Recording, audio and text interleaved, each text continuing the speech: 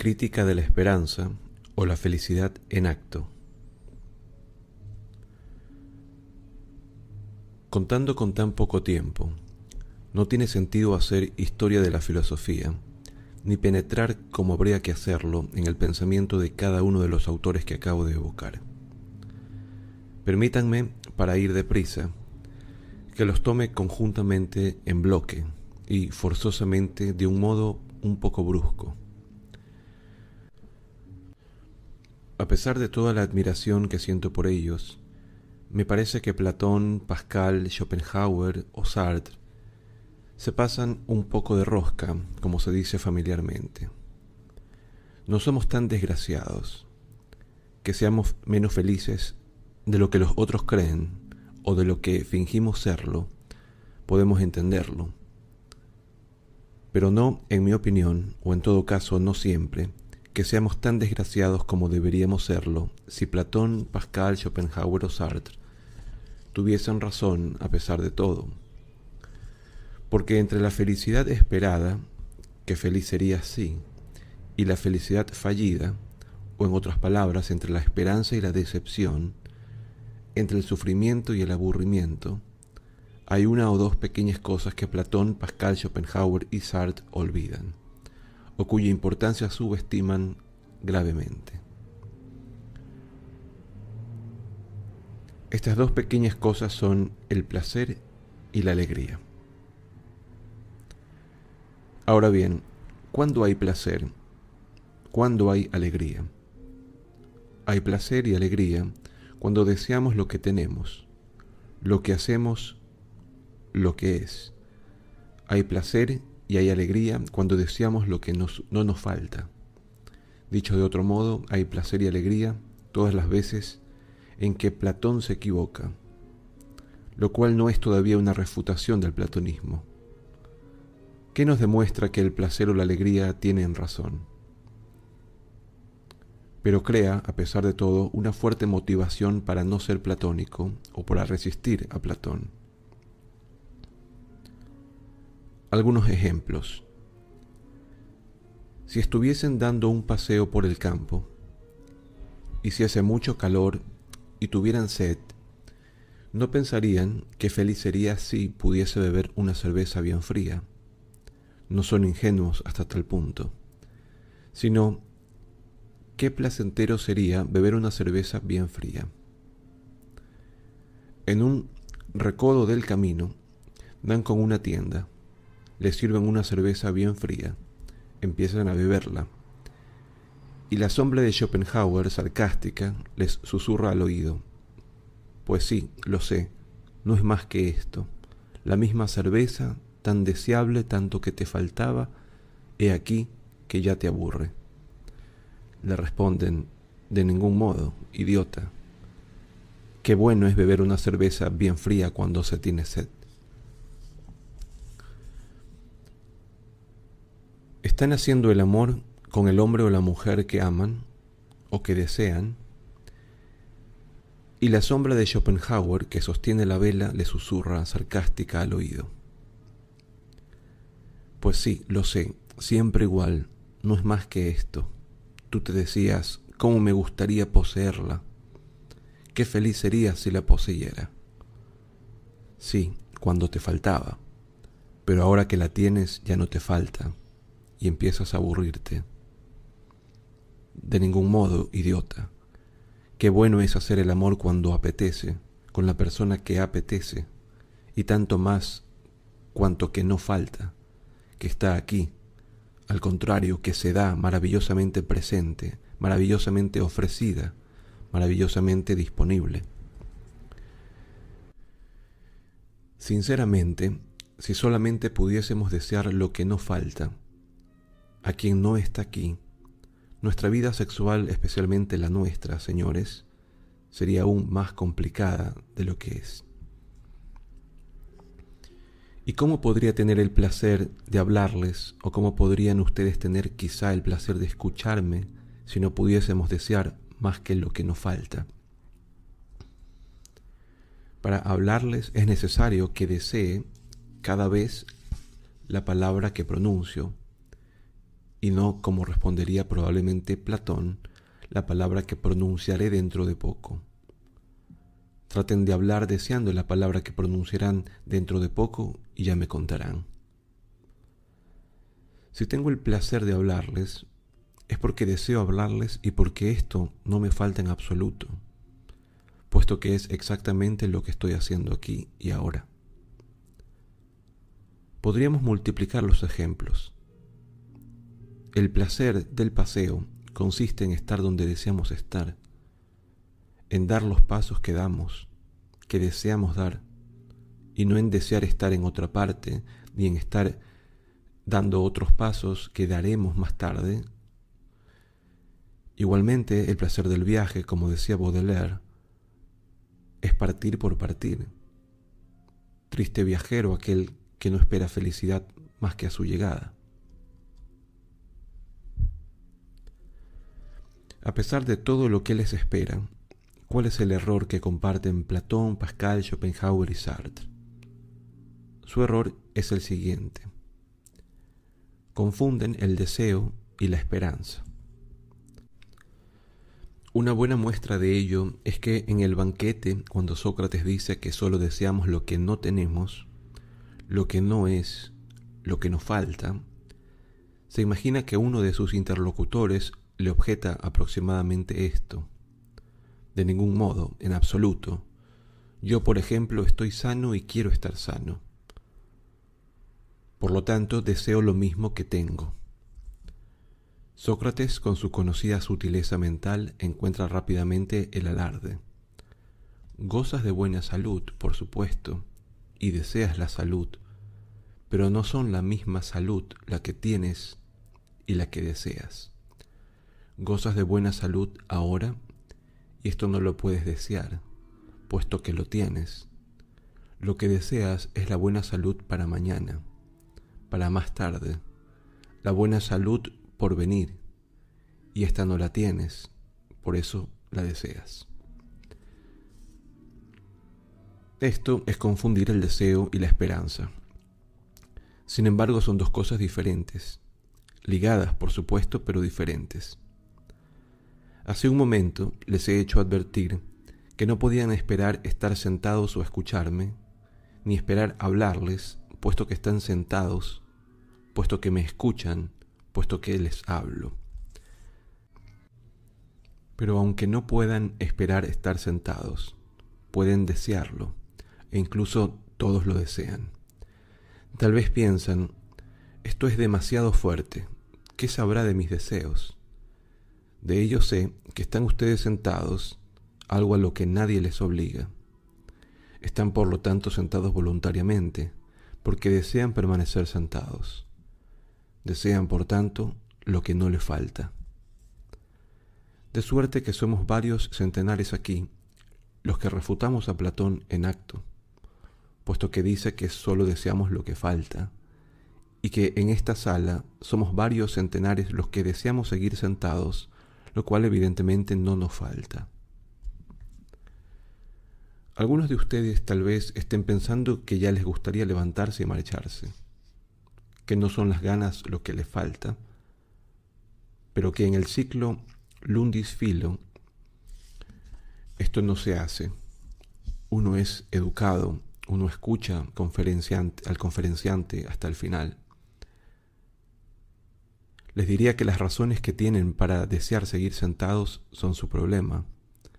Si lo hacen efectivamente por cortesía, por fatiga, por gusto de la comodidad o con motivo del apasionado interés que prestan a mis palabras, no es asunto de mi incumbencia. Todo lo que advierto es que permanecen voluntariamente sentados, que nadie les obliga a ello, es decir, que permanecen sentados porque lo desean. De lo contrario, ya estarían de pie o levantándose, y que por tanto desean lo que no les falta. Y si encuentro tantos placeres en hablarles, es por la misma razón. Deseo lo que hago, aquí y ahora. Hago lo que deseo. Esto vale para cualquier acción. Desgraciado el corredor que solo desea las zancadas por venir y no las que da. El militante que no desea más que la victoria y no el combate. El amante que no desea más que el orgasmo y no el amor. Pero si ese fuera el caso, ¿por qué y cómo correría, militaría o haría el amor? Todo acto necesita una causa próxima, eficiente y no final. Y el deseo, como lo indicaba Aristóteles, es la única potencia motriz. Por eso podemos ser felices, y por eso lo somos a veces, porque hacemos lo que deseamos, porque deseamos lo que hacemos.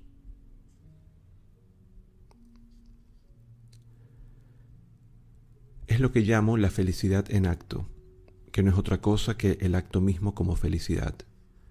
Desear lo que tenemos, lo que hacemos, lo que es, lo que no nos falta. Dicho de otro modo, gozar y alegrarse. Sin embargo, esta felicidad en acto es al mismo tiempo una felicidad desesperada, al menos en cierto sentido, pues es una felicidad que no espera nada. ¿Qué es, en efecto, la esperanza? Es un deseo. No se puede esperar lo que no se desea. Toda esperanza es un deseo, pero no todo deseo es una esperanza. El deseo es el género próximo, como diría Aristóteles, del cual la esperanza es una cierta especie. Es preciso encontrar una o varias diferencias específicas, es decir, una o varias características que especifiquen a la esperanza en el campo más general del deseo. Les voy a proponer 3 características de la esperanza, 3 diferencias específicas, dispuestas una tras otra, que constituirán una definición de la esperanza. Primera característica, ¿qué es la esperanza? Muchos contestarán que es un deseo que se refiere al futuro. Es lo que creí durante mucho tiempo. A menudo es cierto. Pero no es el caso de toda esperanza, ni lo veremos de la esperanza sola. Por lo tanto, esto no puede servir de característica definidora. La primera característica que retendré es otra. Una esperanza es un deseo que se refiere a lo que no tenemos, o a lo que no es decir, un deseo que carece de objeto. Es el deseo según Platón, y es la razón por la cual, la más de las veces, efectivamente la esperanza se refiere al futuro, porque el futuro nunca está aquí, porque por definición el goce efectivo del futuro no está a nuestro alcance. Por eso esperamos. Esperar es desear sin gozar. Segunda característica. Decía que la esperanza se refiere casi siempre al futuro. Casi siempre, sí, pero no siempre. También podemos esperar una cosa que no está por venir. La esperanza se puede referir al presente e incluso paradójicamente al pasado. Tomaré con gusto un ejemplo religioso. ¿Cuántos esperan que Dios exista, lo cual pertenece al presente, y que Cristo resucitó, lo cual pertenece al pasado? Pero esto nos llevaría demasiado lejos. Tenemos un ejemplo más simple. Imaginen que su mejor amigo vive en Nueva York. Les escribió una carta que recibieron hace unos 15 días en las que les decía que no se siente bien, no se sentía bien, que estaba un poco inquieto, que iría a ver un médico. La carta no era realmente alarmante. Al cabo de unos días le mandan unas líneas: espero que estés mejor, y no que mejorarás. Les escribió hace 2 semanas. Mientras tanto habrá visto a su médico, habrá tomado medicamentos, debe de estar curado o muy cerca de estarlo. Le escriben: espero que estés mejor. Es una esperanza y se refiere al presente.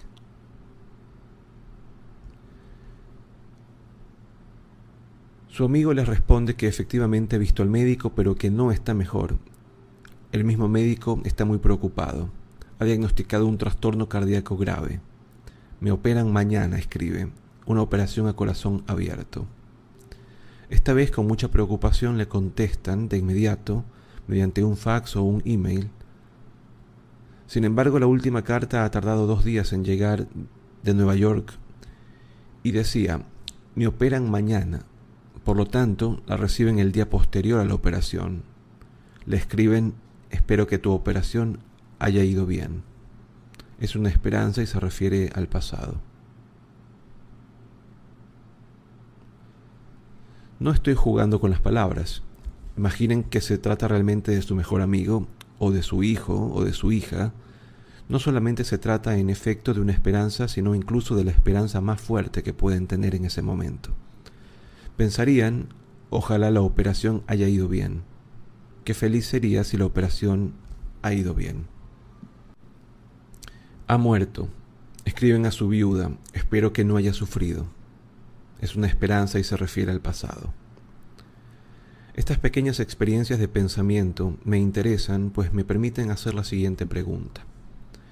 ¿Cómo puede ser que no podamos esperar estar sentados, lo cual pertenece al presente, cuando podemos esperar que nuestro amigo esté mejor, lo cual también pertenece al presente? ¿Cómo puede ser que no podamos esperar haber entrado en este anfiteatro, lo cual pertenece al pasado, cuando podemos esperar que la operación haya ido bien, lo cual también pertenece al pasado? ¿Por qué en un caso sí hay esperanza y en el otro no?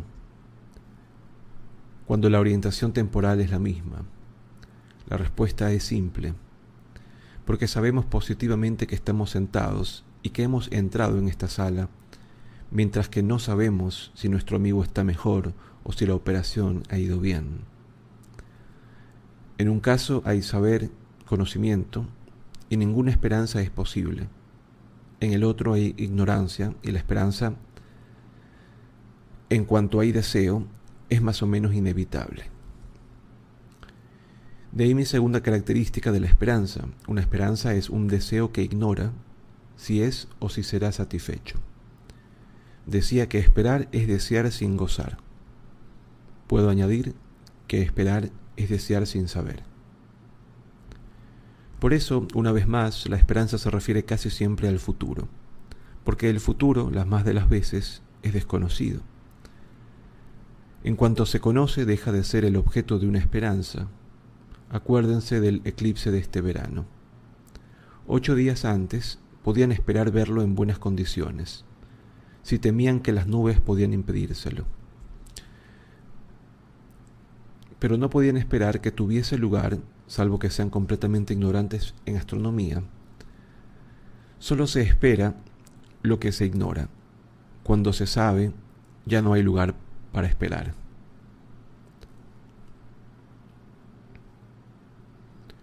Lo mismo sucede, por supuesto, con el pasado. Una vez que conocen el resultado de la operación por la que ha pasado su amigo, y este resultado es positivo o negativo, deja de ser para ustedes el objeto de una esperanza. Solo pueden esperar otra cosa que no saben. Por ejemplo, que no habrá recaída, si la operación ha ido bien, o que no ha sufrido, si ha fracasado y ha muerto. La esperanza y el conocimiento nunca se encuentran. En cualquier caso, nunca se refieren al mismo objeto. No se espera nunca lo que se sabe. No se conoce nunca lo que se espera. Por lo tanto, no toda esperanza se refiere forzosamente al futuro. Se puede también esperar el pasado o el presente, por poco que se les desconozca. Pero hay más. No todo deseo que se refiere al futuro es siempre una esperanza. Lo demostraré nuevamente con un ejemplo. Imaginen la cara que hubiese puesto nuestro amigo Didier Perigois, que organiza el ciclo Lundis Philo. Cuando hablé con él por teléfono hace 3 días, me llamaba para comprobar que todo iba bien, que no había olvidado nuestra cita, acordar la hora de encuentro, etc. Si le hubiese contestado, espero ir, me habría dicho, un momento, no me asuste, no se trata de esperar, habrá mucha gente, la sala ya está completa, contamos con usted, pero ustedes tienen serias dudas de que yo les dijera, espero ir. Le dije, allí estaré. Y sin embargo deseaba venir. No obstante, se trataba del futuro, puesto que me llamó hace 3 días. ¿Por qué no se trataba de una esperanza? Porque venir a hablarles dependía de mí. Ciertamente, entre tanto, podría haberme muerto, haberme roto una pierna, podría haber estallado una guerra atómica. También habría podido, si hubiese tenido el tiempo o las ganas, esperar que nada de todo esto sucediera. Pero desde el momento en que no había un impedimento mayor, venir antes dependía de mí. No era el objeto de una esperanza, sino de una voluntad. Nadie espera aquello de lo que se sabe capaz. Esto dice mucho sobre la esperanza. Si hay alguien en esta sala que puede decirnos con el alma y de verdad, espero levantarme dentro de poco, es que su cuerpo o su mente están muy enfermos. No porque cada uno de nosotros tenga la intención de quedarse definitivamente sentado. Levantarnos dentro de poco es para nosotros un proyecto, una intención, una previsión, pero de ningún modo una esperanza. ¿Por qué? Porque sabemos muy bien que somos capaces de ello. En cambio, podemos esperar que no tengamos ningún accidente en el camino de regreso. Porque esto no depende exclusivamente de nosotros. Es lo que distingue a la esperanza de la voluntad. Como decían los estoicos, una esperanza es un deseo cuya satisfacción no depende de nosotros, a diferencia de la voluntad, la cual, al contrario, es un deseo cuya satisfacción sí depende de nosotros. A quien les dijera, quiero que mañana haga un buen día, podrían contestarle, puedes decir quiero, pero la verdad es que lo esperas, pues no depende de ti. Y al estudiante que les dijera quiero aprobar el bachillerato, podrían contestarle, tienes razón, cuando haces todo para conseguirlo, pero puedes caer enfermo o topar con un corrector loco. La verdad es que esperas aprobar el bachillerato. Muy bien, les responde el estudiante, espero prepararlo seriamente. Tampoco, pues esto sí depende de ti. Ya no se trata de esperar, se trata de querer. Solo esperamos lo que somos incapaces de hacer, lo que no depende de nosotros. Cuando podemos hacer, no hay lugar para esperar.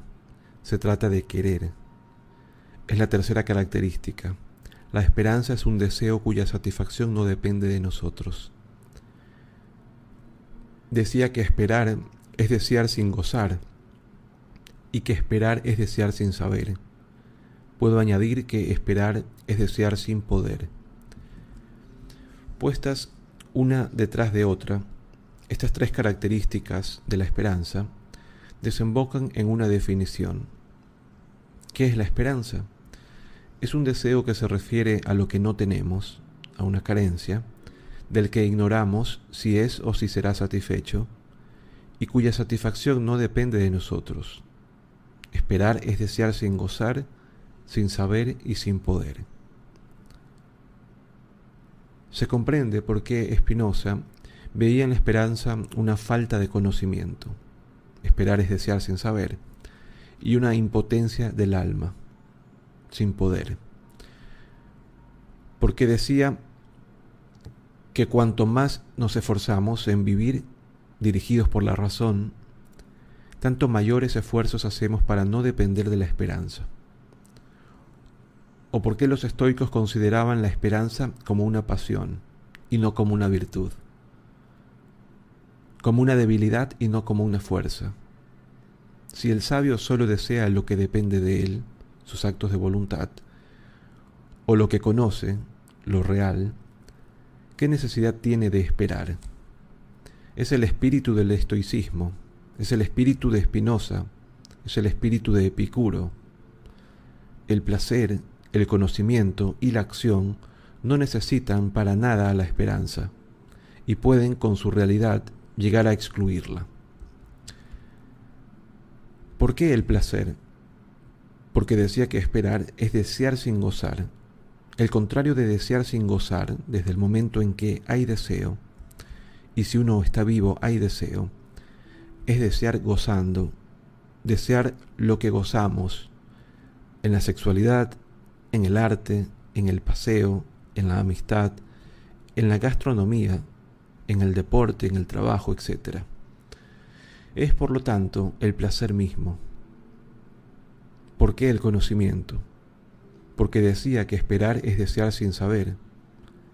El contrario de desear sin saber es desear lo que se sabe. Es, por lo tanto, el conocimiento mismo, al menos para quien lo desea, para quien ama la verdad, tanto más cuanto no falta. El sabio, en este sentido, es un conocedor, como decimos en cuestión de vino o de cocina. El conocedor no es solamente el que conoce, sino también el que ama. El sabio es un conocedor de la vida, sabe conocerla y apreciarla. ¿Por qué la acción? Porque decía que esperar es desear sin poder. El contrario de desear sin poder es desear lo que se puede, y por tanto lo que se hace. La única manera de poder efectivamente es querer, y la única manera verdadera de querer es hacer. Traten de querer extender el brazo sin extenderlo efectivamente. Tal vez algunos retengan el brazo y piensen, está a la vista, no puedo, quiero tender el brazo y no lo consigo.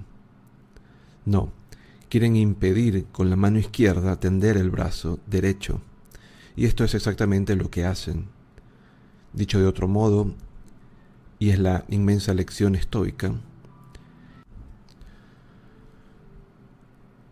queremos siempre lo que hacemos y hacemos siempre lo que queremos, no siempre lo que deseamos o lo que esperamos, tanto da, sino siempre lo que queremos. Una vez más, esta es la diferencia entre la esperanza, desear lo que no depende de nosotros, y la voluntad, desear lo que sí depende. De ahí la bella máxima de Séneca, que en sustancia escribe su amigo Lucilio, cito de memoria: cuando hayas desaprendido a esperar, te enseñaré a querer, es decir, a actuar, puesto que querer y hacer son una sola y misma cosa. Consideren, por ejemplo, la política. Está muy bien esperar la justicia, la paz, la libertad. En cualquier caso, no es condenable. Pero tampoco es suficiente.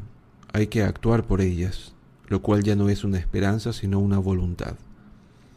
Esta es la diferencia que había durante la ocupación entre los resistentes que querían la derrota del nazismo y esos millones de buenas personas que se contentaban con esperarla.